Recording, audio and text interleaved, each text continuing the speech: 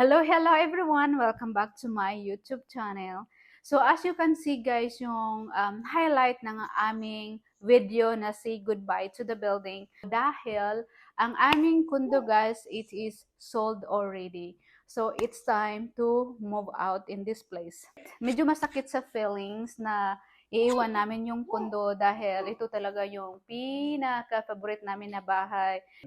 One of the luxury condo in Houston. And kailangan po namin mag-move out. The reason why, kailangan po namin ng space.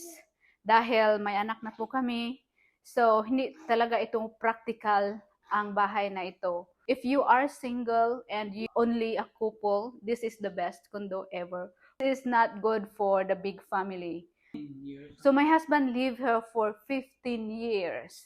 Tapos ako naman dumating dito ay 2021. So, it's just 4 years ago na nakatira ako dito. Kailangan na talaga namin mag-move out. As you can see guys, sa mga content ko na boxes all around kasi naka-ready na po lahat ang mga gamit namin sa box. And we're going to the house that is mayroon backyard para makapagtanim po kami ng mga vegetable and fruits. And we wanna do something different.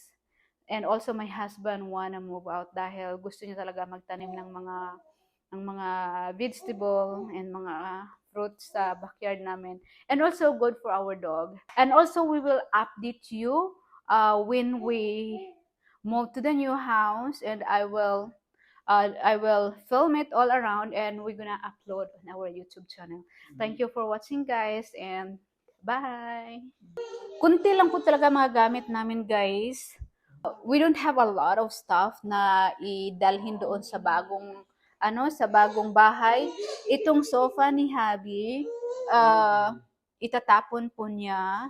I think he donate to Salvation Army.